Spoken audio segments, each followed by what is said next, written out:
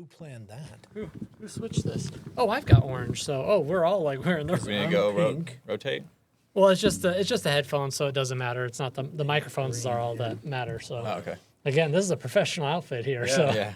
We're professionals. we know what we're doing. Not even. Oh my gosh. Oh man. Okay. I guess we can just jump right in here. Let me find your intro, because again, we're professionals. Okay. Oh, sorry. Wrong intro music. Welcome to 7 Points, a podcast produced by the Arizona Department of Public Safety, where we talk to different individuals who make our department so great. Whether a state trooper or civilian support staff, every employee has a unique story and path they took to get here. 7 Points asks guests 7 specific questions to give listeners insight into what it means to work here and to be a part of the law enforcement family.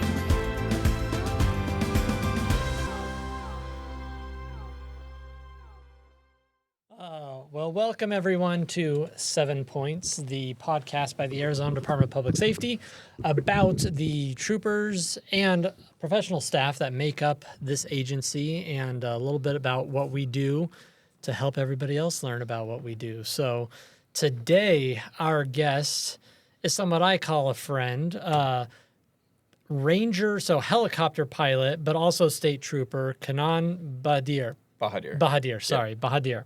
So these are his initial questions, like we always start with. How long has he been at DPS? 7.5 years. So you're getting some years on now. Yeah. 25-year program or more, maybe. Yeah. Hey, 20. We're both in a 25-year program. We sure are. So.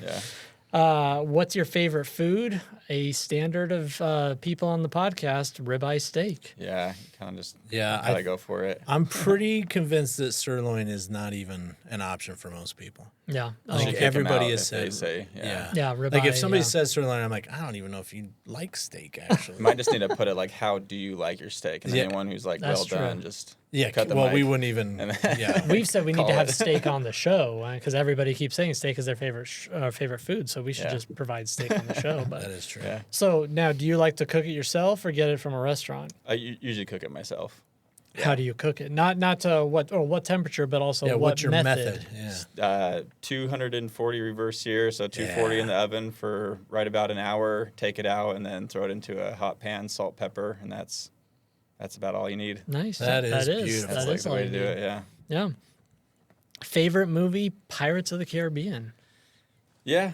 I actually don't watch a whole lot of TV and movies, but that's anything kind of with the ocean is kind of my probably go-to. Nice. Sweet. Yep. I mean, I follow you on Yeah. Instagram, and you're diving and Yep. doing all sorts of crazy stuff all the time. So, your favorite sport to watch? You don't watch sports. Yeah. Good not for really. you. Yeah. Yeah. It's I all- mean, it's all rigged. you're not the first Yeah. person to say that. Somebody else, I don't remember who, but somebody else said that as well.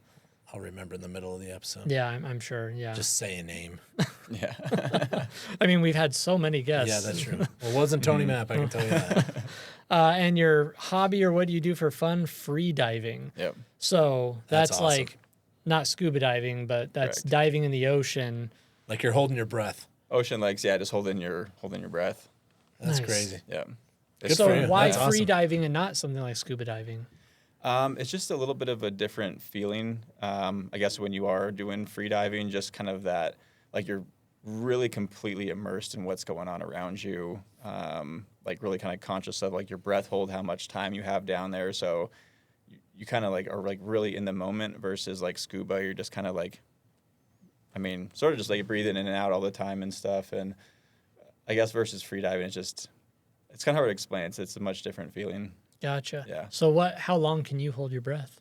3.5 minutes is the longest I've done, 110 feet, which is like... Is that it's, all? It's good, Oh my but like gosh. I think the world What? record is like 460 feet, like 10-minute breath holds. Like there's a huge range of like professional freedivers out there. That's goodness. crazy. Just 3.5 minutes blows Yeah, my I almost mind. passed out thinking about it.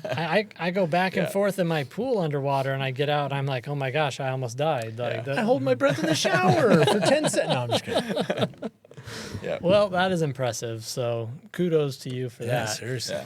So now we kind of get into the real meat and potatoes, as I guess we could say, of the podcast. So we ask all of our guests the same 7 questions. Obviously, we tailor them a little differently towards professional staff versus sworn. But we've got this board here that our viewers can't see, but we can kind of refer to. So if you end up answering multiple questions with one answer, that's fine. We roll with it. So first and foremost, what did you do before DPS? What was life like before you came here? Where'd you grow up? All that kind of stuff. Yeah, so I grew up here in Arizona, born and raised, 37 years now. Prior to DPS, I was doing medevac out of Cottonwood. I did that for about 9 years total before I kind of like threw in the towel doing that. But kind of really starting to, I guess, like the professional career was I started flying over in 2006 in Prescott. Went through guidance helicopters. They're kind of associated with Embry-Riddle. Mm-hmm. So went through there, got a job instructing. Finally got enough hours. Went to the Grand Canyon, flew tours around the ditch for about 2 years, and then it was really good at first. But when after you like seen the Grand Canyon for 7 hours a day.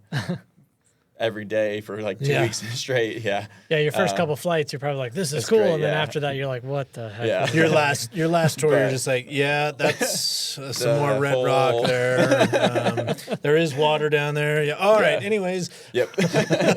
So that was kind of, it was fun. And actually really the guys that I worked with made it a great time. And then finally got enough experience there.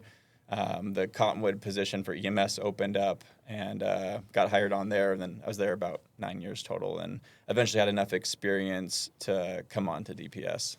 Nice. So what led you to being a pilot and all that stuff in the first place? So I actually wanted to be a doctor at first. My dad was a heart surgeon. So coming out of, or I guess going through high school, like that was my plan. I was like, I want to be a doctor. I want to be a doctor. And then I finally graduated and I was like, I'm going to be a doctor. My mom was like, maybe this isn't for you. Have you seen the student loans? Yeah. Associated, yes. So she, like, long story short, she kind of talked me out of it. And I still wanted to do something in the medical field. Mm-hmm. And I remember I was like on Google and I was like 18 years old, like searching EMS type jobs and talked to a couple nurses, talked to a couple paramedics.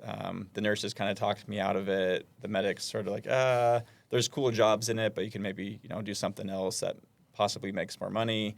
And then I remember seeing a picture of a helicopter landing on a freeway, and I was like, that is cool. Mm-hmm. So I did a little bit of research. I found out that there was a school like 2 hours away from where I lived up in Prescott, and then called the school, and school was $120,000, and I was like, well, I got $5 in my bank account. So I was like, told my mom, I was like, well, I'm joining the military. They'll pay for flight school. And she ended up like co-signing on a loan with me instead. She didn't want me to go. So it all worked out in the end. Right. It was about 2 years of flight school. And then that was kind of full time from like 20, this would have been 2008 to 2010 timeframe.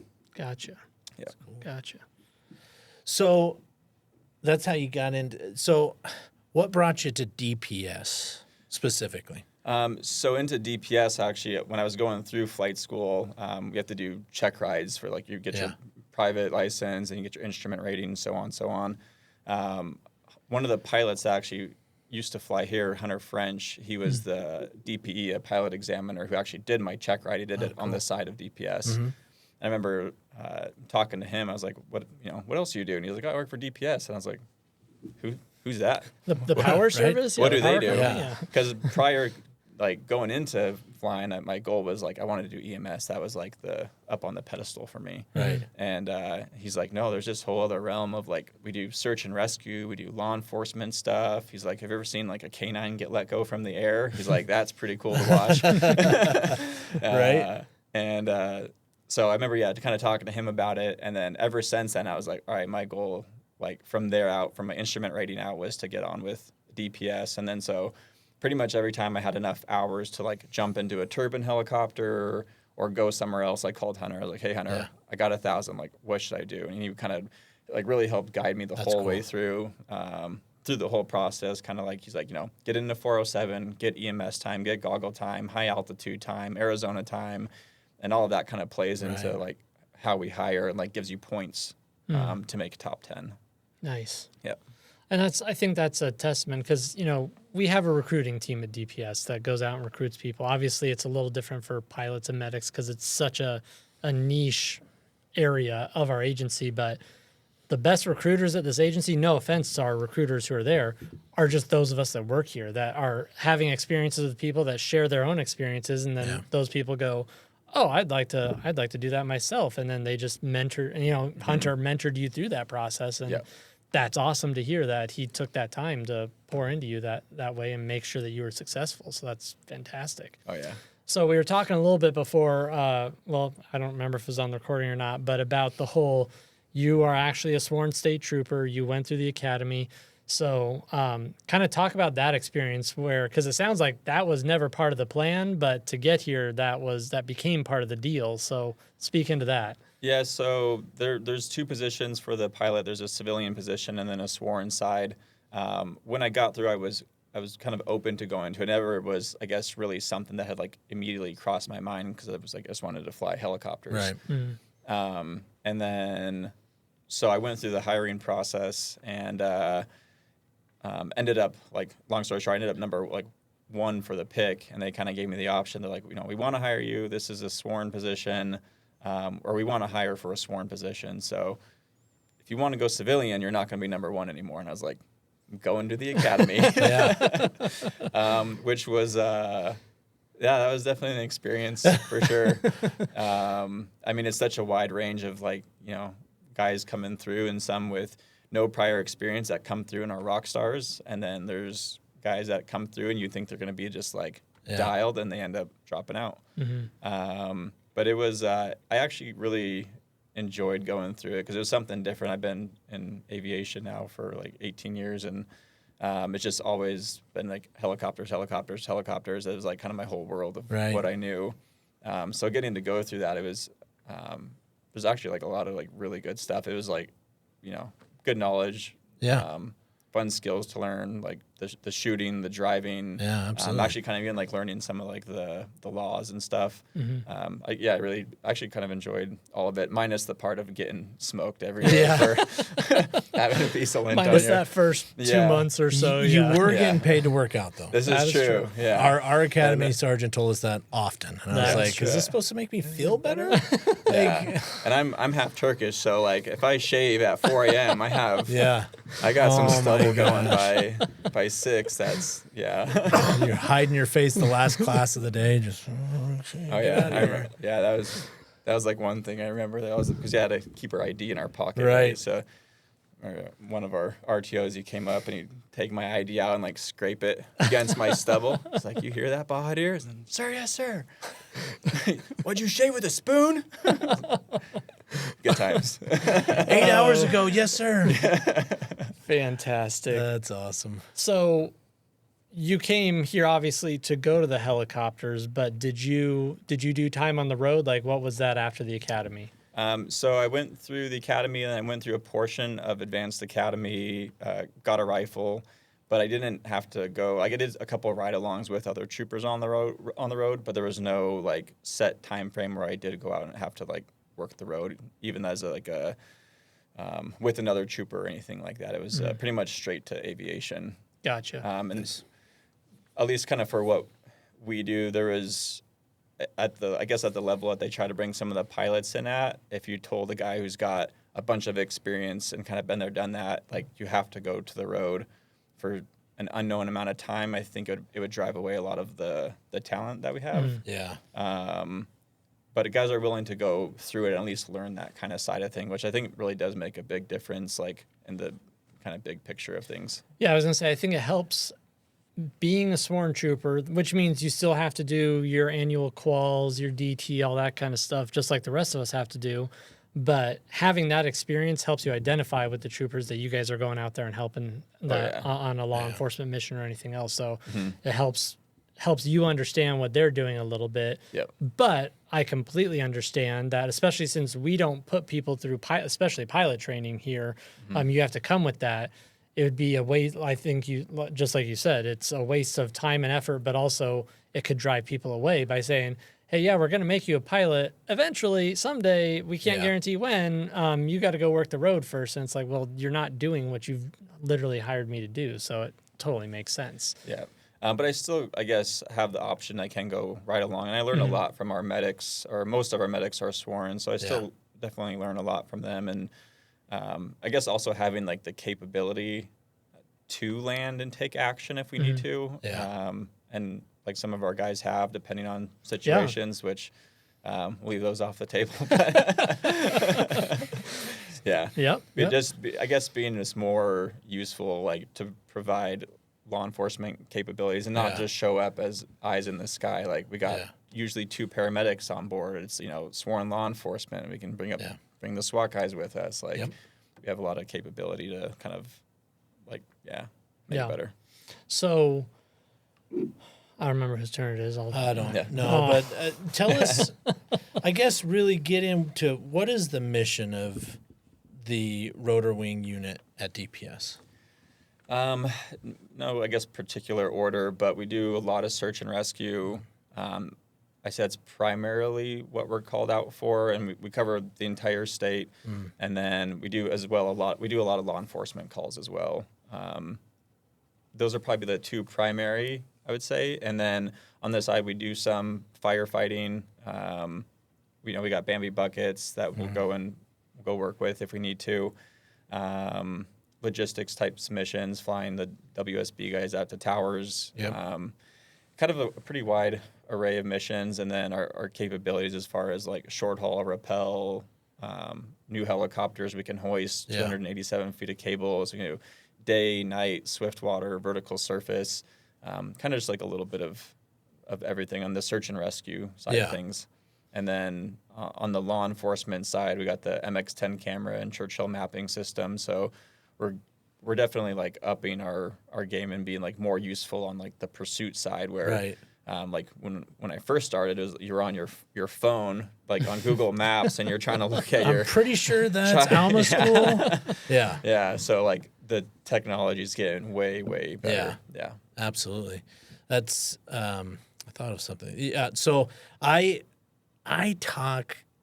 brag about the rotor wing unit probably more than any other unit at DPS because I think it's a very specific, like, and you came from, the EMS, air transport world.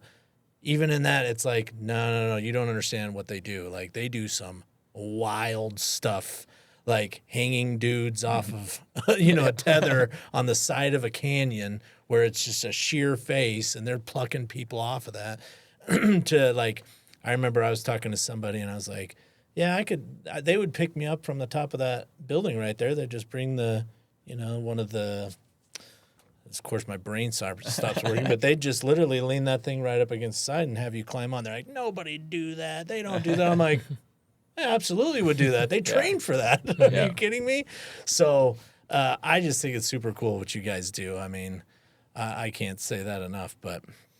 Can you speak into, as a pilot, because we've already talked to Mike Snyder, great guest on the show, talking about him, but he's in the back and he's the one going down on the hoist and doing all that stuff. You're the one in control of everything up front as far as the aircraft goes.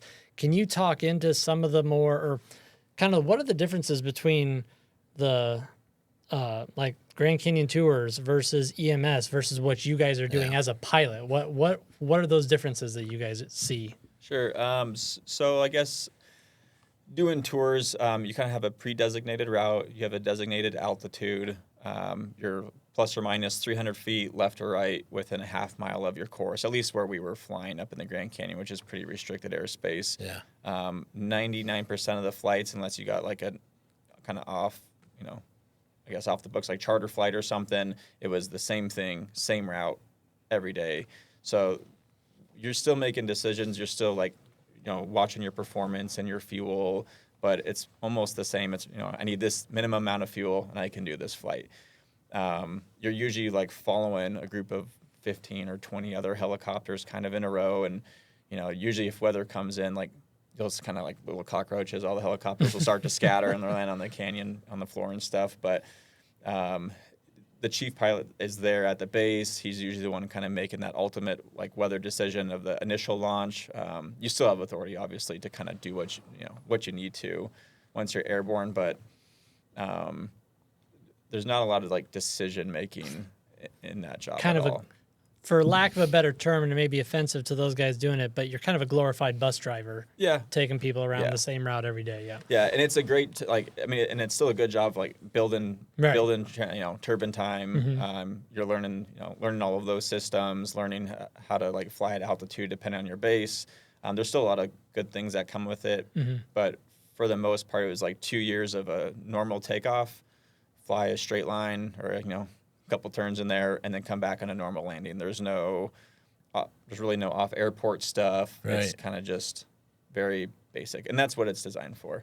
And then from there, going into like the EMS world, that's like a pretty big jump. So then you still have like your designated routes. You're going from this hospital to this hospital, or you're going from occasionally you get some scene calls where you're going to go land at this milepost, and then we're going to go to this hospital. And it's very like predetermined. This is where we're going.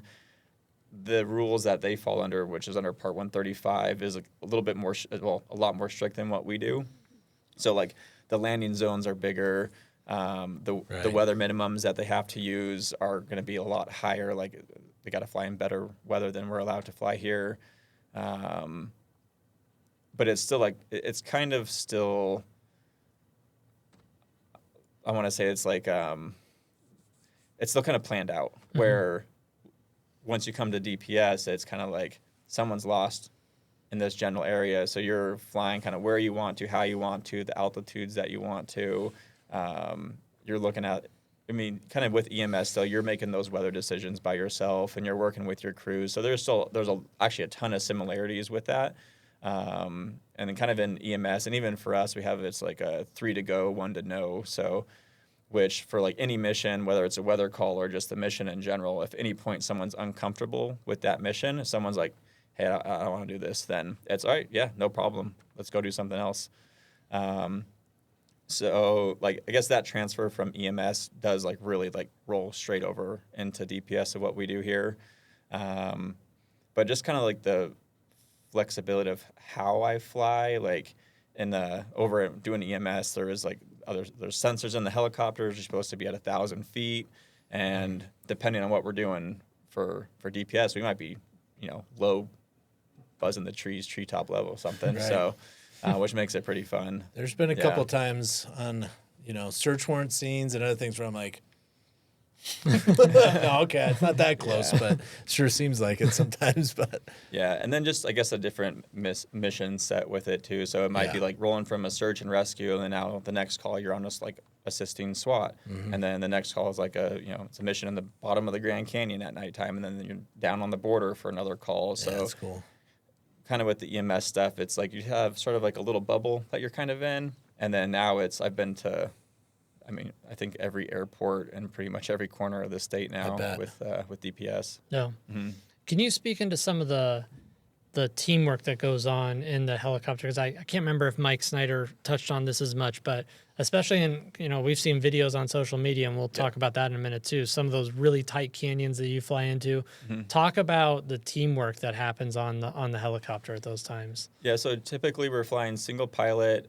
We have an SO or system operator, and then RS, rescue specialist. The system operator is the guy who's standing out on the skid, running the hoist cable. The rescue specialist is the guy going out on the hook.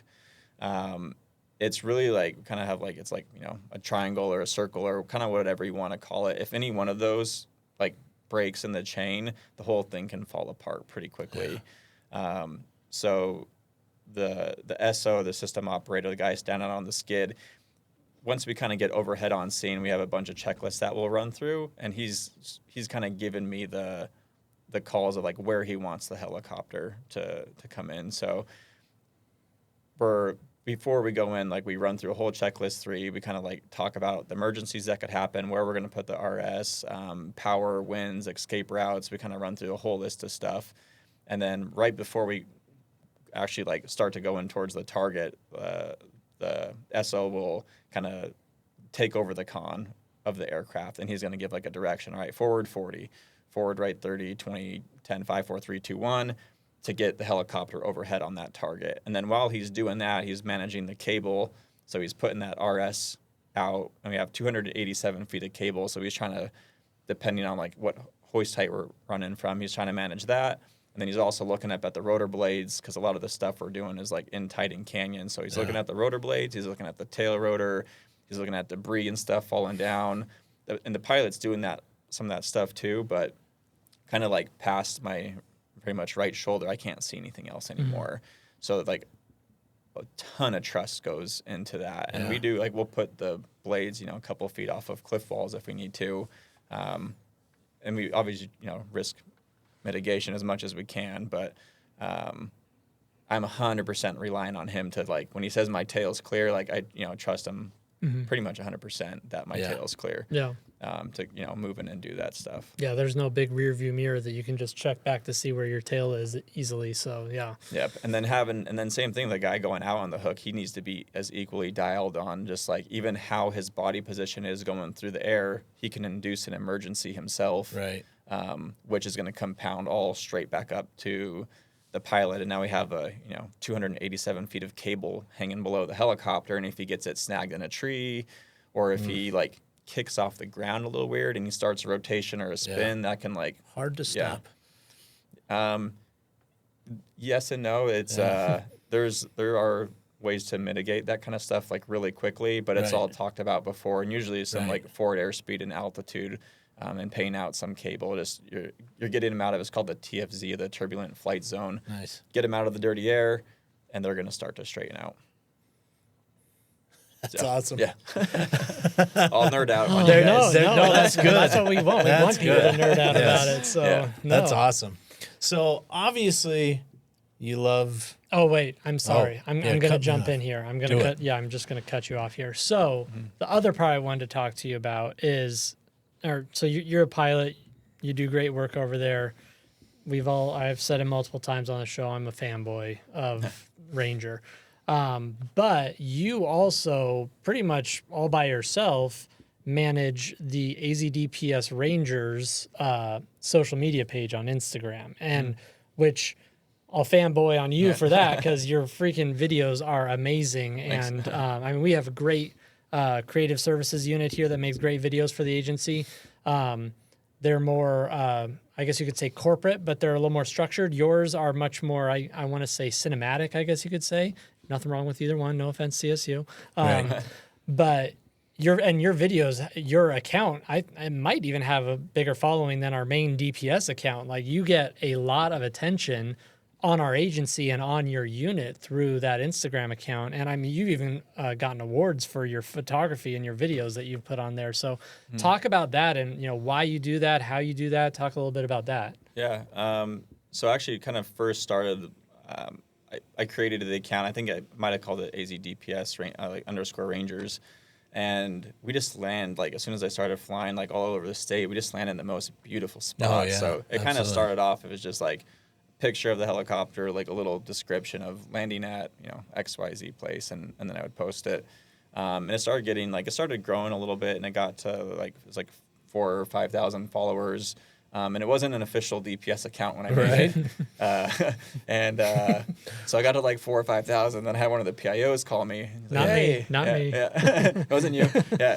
He's like, hey, we're calling about your Instagram account. And I was like, uh-oh. Because I wasn't actually sure if I was like really totally within policy on how I was posting and calling AZDPS Rangers. But anyways, we're calling about that. And I was like, I'm sorry. Like, I'll take it down. I own it. And he's like, no, actually, like, we like it. We've got a couple, like, media requests for, some of the footage and some of the stuff. He's like, actually, we want you to keep going. And I was like, oh, sweet. And then, so once I kind of, like, got the green light, then I started, like, pushing it even more. And it, like, started to grow. It was, like, 10, 20,000 followers. And we started doing, like, pretty well with, like, recruitment, getting new medics, pilots, mechanics. And then DPS was actually, like, really, like, kind of helping me, like, push it. They got like basically a nice camera that I could film, because I was just kind of using my phone for most of it. But they got a camera that I could use to go out and kind of like help promote what we do. Yeah. And then when it got to, I think it was like around like 20,000 or so, I got another call. And they're like, hey, so is this your account or is this like a DPS account? And I was just like, it's pretty much a DPS account. And they're like, yeah, like because they're getting like a ton of traffic from sure. it. Yeah. And then yeah, we need your password and login. I was like, give me a minute, I'll give it to you, but gotta go back through it. No, but it was like I just enjoy doing it. And now it's a little over 50-something thousand. That's awesome. Yeah, no, and the quality is fantastic. Like, I mean, you choose the trending music to it. Yeah. Like it's phenomenal. All the stuff that you put on there is phenomenal. So yeah, I got not free reign, but like kind of like free reign for like the creativity side of kind of what I want to do, and cool. just running with it and stay within my lane. So. There you go. Occasionally I get a phone call. They're like, yeah. As long as it's not IA calling you, you're probably okay. Yeah, some of my song choices might be questioned, but no, it's I get a lot of support with it too. That's awesome. So. Well, that's good. Yeah. I mean, that's one of the motivating factors of us doing this podcast, I think, was, listen, people don't understand what we have at DPS and what you can do here. And like we say, you were like, oh, I totally nerded out. That's what we want, because somewhere out there's another person like you who's going, I can do that at DPS? I could fly helicopters in these environments and do these things. Like, that's cool. I'm going to work towards that. So it doesn't, not everybody's going to love it. Not everybody's going to get it, right? In fact, I tell most of the cops that listen, they're like, yeah, this is kind of boring. I'm like, well, yeah, because you work here. Yeah. you don't find this as exciting. But no, that's cool, actually. Yeah, a lot of people don't know, like really no one really knew what aviation or what the aviation unit did. Yeah. Kind of until I started like pushing a lot of it. Yeah. Well, it's just like one of our other guests, Frank Valenzuela, but he's like, yeah, people don't even know we have fixed wing aircraft at all. We're hiring a mechanic. Yeah, exactly. Put it on there. Well, we will. In fact, I have a name, so I'm going to give it to you before we're done. All right, so, sweet. Yeah. But at any rate, really fun. And obviously you're at where you want to be. Clearly you came here to fly helicopters for DPS. And that's what you love about it. Besides that, maybe as DPS as a whole, what's your favorite part about DPS? Kind of, I guess, outside of just like the aviation, flying the helicopter part of it, the guys that I get to work with, it's like, so we have a pretty good schedule, at least for like the aviation unit. We work 24-hour shifts. Right. It turns into it's a 40-hour work week, but kind of spread out into a cycle. But within that, I show up for a 24-hour shift, and it's kind of like I'm going to go hang out with my buddies. Yeah. And then kind of put the helicopter back in, but hang out with my buddies and go fly a helicopter around the state. Like, it's just, it's good camaraderie and stuff. And That's awesome. I think that's probably one of our more popular answers is the people, right? Yeah. The people we work with. And again, it's a giant workplace. You're not going to get along with everybody. Yep. But I think for the most part, especially in a specific discipline, I think once you're in that same like-minded environment, it gets really awesome, really fast. So I know we've had those experiences in criminal investigations and stuff like that. So that's pretty cool. And I think you guys have that unique experience because you're kind of living the firefighter style life where you're not just like, when we were detectives, we loved going to work every day, hanging out with the guys working the cases, but you guys are spending 24 hours. You're sleeping in, you've got your little bunks and everything, and you're doing that firefighter style life. So it's, you guys, I think, get even closer than the average trooper usually does on the road, because you guys are sleeping in the same place, eating all your meals together, everything together for that 24 hours. So and I think it actually like really kind of aids to like how successful we are in some of our missions. Is like you spend so much time with them, you pick up on those like little communication cues. You can hear like inflections in their voice and stuff. So like you really start to pick up, or if someone's like kind of slightly off, you can usually kind of pick up that stuff a little bit earlier. But there's a lot of days I'll be just like rolling in tears laughing from like hanging out with these guys. Right. No. Okay, now you can go back to your question. I already asked it. Oh, that's right, you did. Okay, so we're professionals. So Is there anything else, since you are a state trooper, you're technically allowed to transfer anywhere else in the agency. Is there anything else in the agency that you're like, man, if for some reason I couldn't do this anymore, I'd like to try that? Probably I think going into the SWAT team, like some of the door kicking stuff, it looks pretty fun. A lot of, all the different shooting stuff they do, some like the special weapons and tactics. It's it's all entertaining to me. Yeah. Oh, That'd probably be I think that'd probably be the one I would probably lean towards, if anything. Mm-hmm. Yeah. Yeah, I think most of us are. If we don't have Everybody that at some mindset, point. at some point you're like, man, I should try doing that. Everybody at some point. Yeah. And because we work with them pretty Yeah. regularly, so we get to see a lot of the cool stuff that they do. Right. And you're like, that also looks fun. awesome. Yeah. Kind of like on the flying side, they gave us the pilots, a few of us, the opportunity to go through the SO school through Priority 1. So we actually were able to learn how to get out on the skid and run the hoist. So I'm one of, I think there's 4 or 5 of us that can actually we don't just have to fly. I can get out there and do the SO That's cool. position. So that's cool. starting to transition a little bit into some of that stuff. And there's just a lot of different kind of options and things. If you want to kind of get into it, you can kind of choose your path. That's awesome, actually. Yeah. No, and it's just nice for cross training too, because now they may be talking about something that you may not have fully understood, and now going through that, you're like, okay, I know exactly what it's talking about because I know how to do that and I know what he's experiencing. So yeah, that helped a ton. The cross between from pilot to SO, how I fly can kind of change because I know what they're dealing with. Yeah. I don't have the RS side of that yet, or any of the medical side. I can put on Hello Kitty Band-Aids and kiss boo-boos, but that's about it. I know how to put on the gloves. That's it. Yeah, if you see the pilot walking towards you with the gloves on, just plug it yourself. Things have gone south. So, yeah. That's awesome. Yep.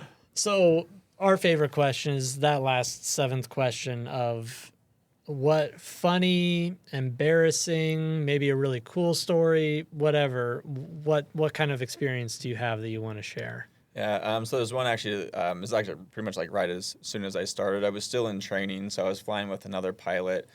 We got a request from the SWAT team to come and assist with a warrant search on it was a huge marijuana grow. And so a lot of times we'll go out there and we'll fly overhead when they actually go to hit the house or whatever they're going to do. And we're kind of there to catch runners, provide medical aid if needed, or just, transport. Anything you can think of with a helicopter, Right. we're kind of there for. So for this one, it was going to be an early hit. It was 3 a.m. or something like that. And we were trying to stage closer to where they were going to go. And we ended up staging over at the Bartlett Lake at Maricopa County has a little sheriff station down there. Mm-hmm. So they weren't going to be there, but they're like, hey, the keys are, in this shed. You guys can go in there and just hang out in the station until you get called. We're like, awesome. So it was me, another pilot, and one of our medics. So we land. It's 1 a.m. Everyone's kind of tired because we had a long day already. And we're going to go try to just hang out in this little shed or their office pretty much until we get called. Door's locked. So we go to try to get into the shed. And the shed was also locked behind this giant, it's 20-foot tall gate and barbed wire all over the top of it. And it's a gate that kind of opens from the middle, it pulls across from both sides there. And I'm a pretty good guy. The other guy is a big guy. And so we're looking at our medic, this girl, and we're like, hey, you're gonna have to squeeze through there. So we ended up, and she was just barely big enough to kind of squeeze Right. through. So we're both kind of pulling the gate open, and she's able to kind of get her head through there, and then makes it to her waist, gets stuck. And then can't make it past there, so we're just making well, you shouldn't have done so many squats, this. And then we start laughing, so we let go of the gate, and then she gets stuck. So she's laying on the ground, on her side. She can't go forward or backward. She just pinched between this gate, and then instead of helping her, we took photos and videos. Of course. And That's awesome. yeah, we just recorded it for a while, and she was just laying there, and it was 20 minutes. We just left her there, and just it wasn't a short time. It was past funny to where it was not funny, then even funnier. Yes. that she was there.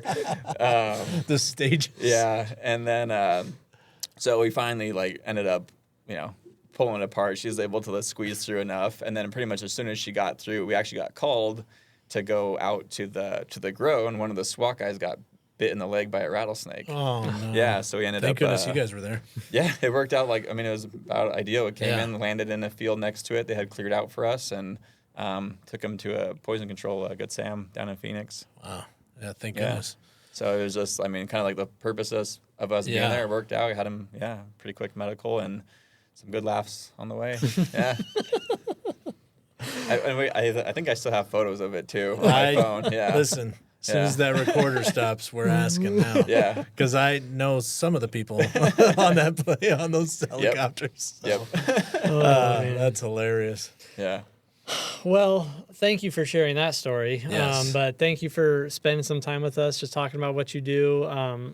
We're always fans. Your aviation's now you're our third guest from yeah. aviation. So evidently you guys are the most popular guests here. But from PIO standpoint, you guys get interviewed. Like I'll tell to our viewers and listeners, there's not a single unit in this agency that the media asks to talk to more than you guys. Like I think I've probably done like 15 interviews with you guys, with the media, over my time as PIO, because everybody wants to talk to you guys. Because, I mean, our SWAT team is phenomenal.